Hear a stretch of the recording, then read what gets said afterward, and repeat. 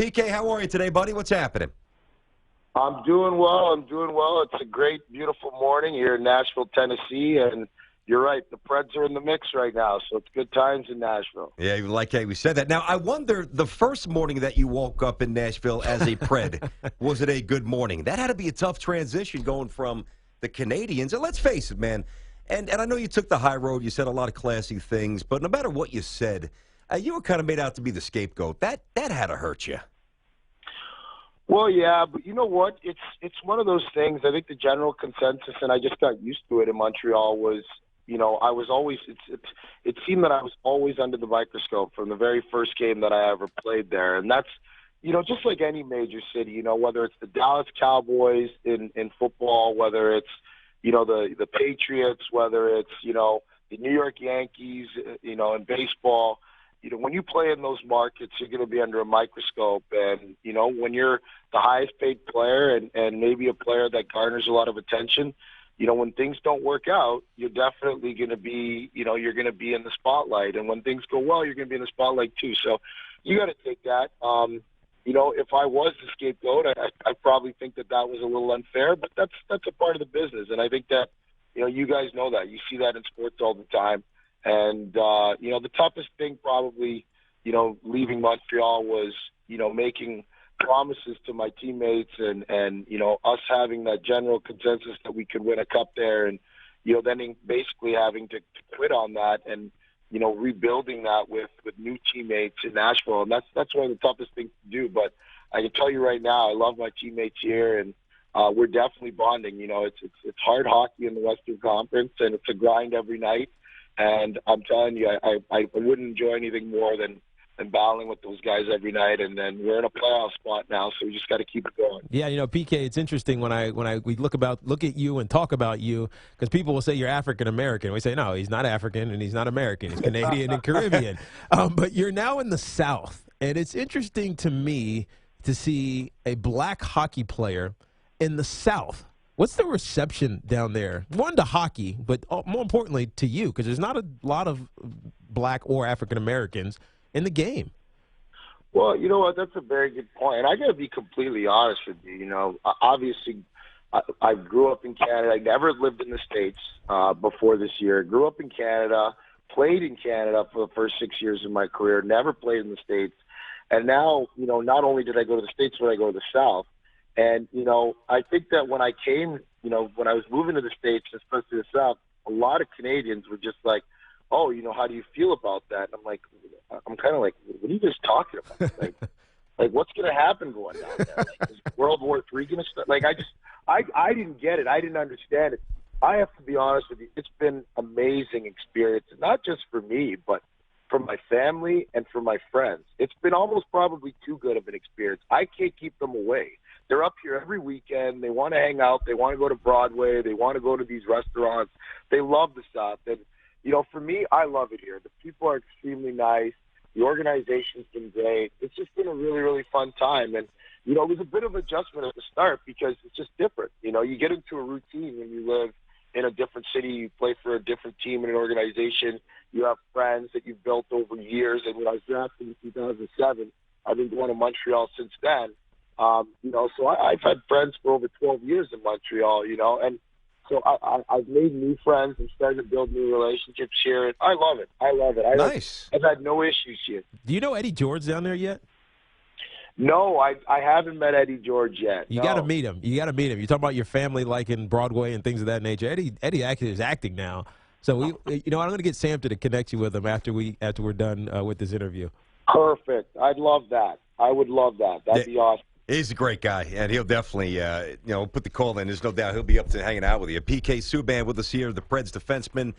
So before we get to a few more specific stuff with the game here, this is the first time I've had a chance to talk with you, and you're deep enough into your career where I'm sure you've been asked this a million times, and obviously the Nashville aspect is a part of it. But, if I'm PK Subban, when does it get officially old, and probably has already happened, where people just say, go for the low-hanging fruit? What's it like to be one of the few black guys in the game? It's got to get annoying after a while, right?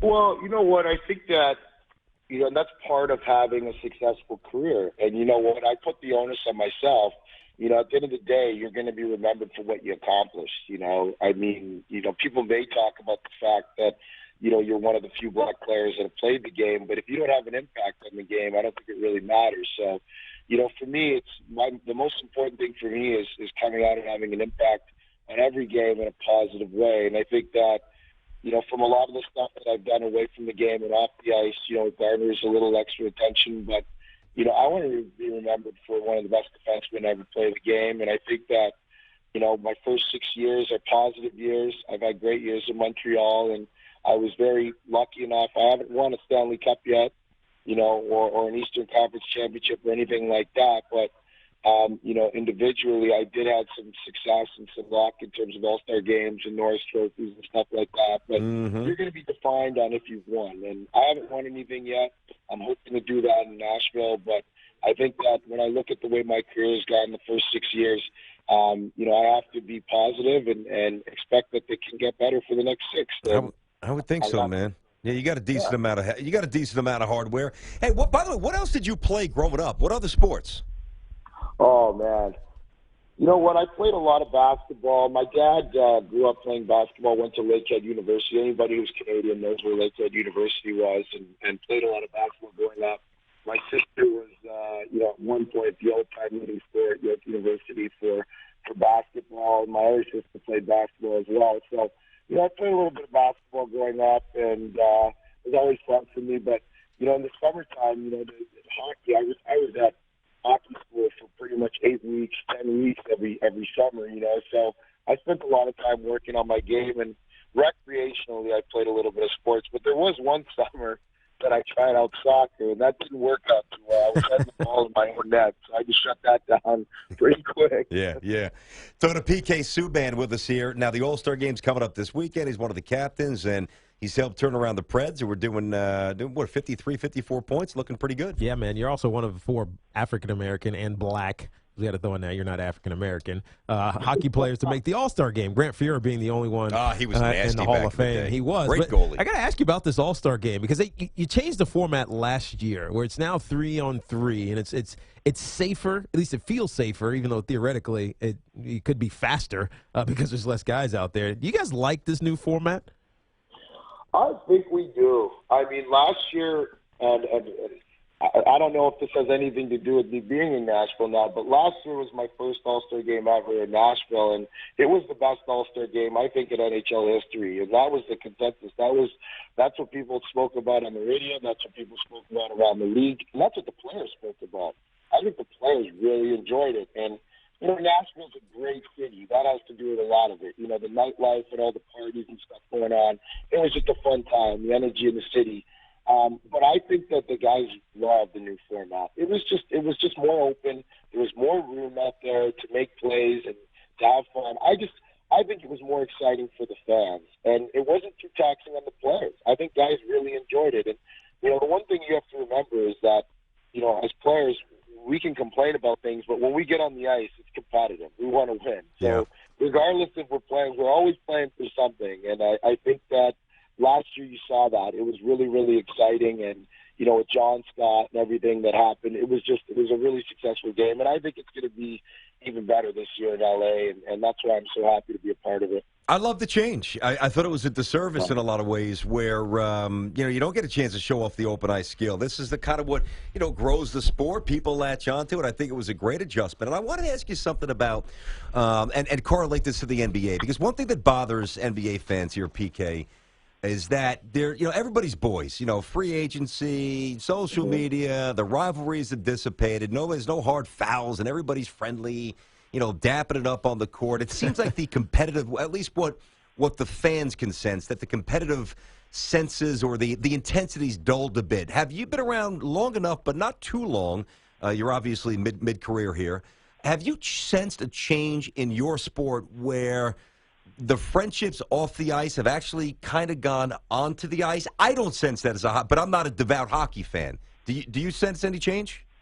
Okay, well, you know what? It's two completely different sports. So, the first thing that you got to remember is basketball is not really a contact sport, right? There's a little bit of bumping that goes on, but it's not it's not really a contact sport. Things can get chippy out there, but you don't really have to bump into anybody if you don't want it. Yep. You know, in hockey and football, it's based on body contact, right? Hockey is football on ice, football is football.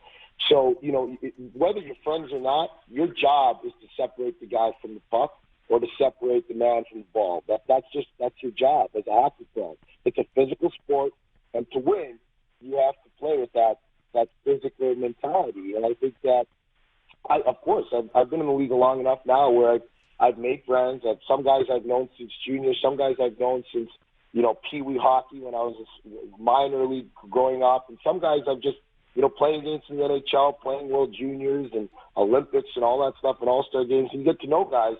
But the one thing in hockey, it's like there's this history of we go to war on the ice, but after the game, if we meet up at a bar, we all get together and have a beer. Like, it's just, that's the thing about hockey. There's that respect there. So, you know, it doesn't really carry. Obviously, there's feuds sometimes, but no, when the puck drops, like, we're playing for keeps, you know, and it's just like anything. You know, football, it's the same thing.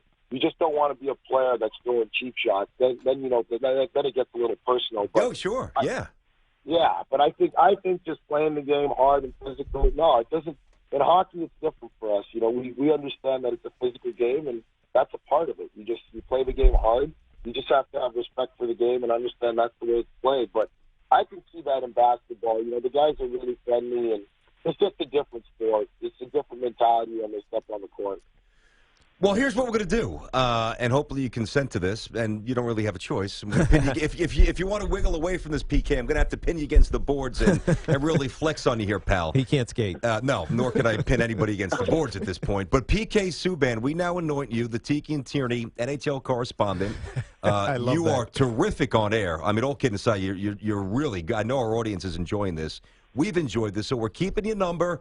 We're going to keep an eye on the Preds of the Red. Listen, I don't know if you guys can get up to that. I think you're a second-tier team right now. But we're going to have to talk to you throughout the rest of the season, man. Do we have a deal here? We can't pay you, PK, but do we have a contract?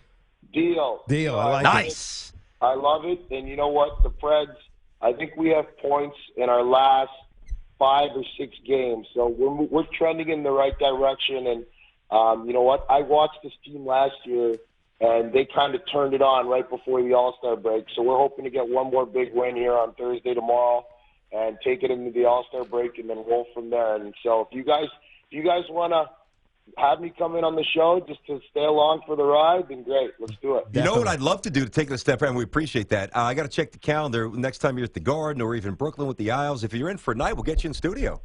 We'll figure it out. You know what? I won't rule it out. I don't know what our schedule is in terms of how many times we get to New York, but I definitely won't rule it out.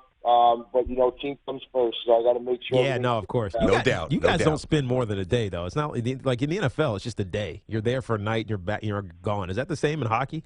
Yeah, you know what? It's very similar. It's different actually in Nashville because, you know, in the Midwest and the Western Conference, they spend a lot more time traveling and nights in hotels. Yeah, I gotcha. Compared to the East. So you never know. A lot of times I assume that we'd only be for a night, but sometimes I get surprised with their schedule. So Cool. We'll have to wait and see. But I definitely look forward to talking to you guys some more. Most certainly. Well, good luck, and good luck in Los Angeles at the All-Star game, PK. All right. Thanks a lot, guys. Thanks, Tiki. Thanks, Be good. Ben. You bet, man. PK Subban. All right, he's officially a Tiki and Tierney favorite. That guy is really good. I like him.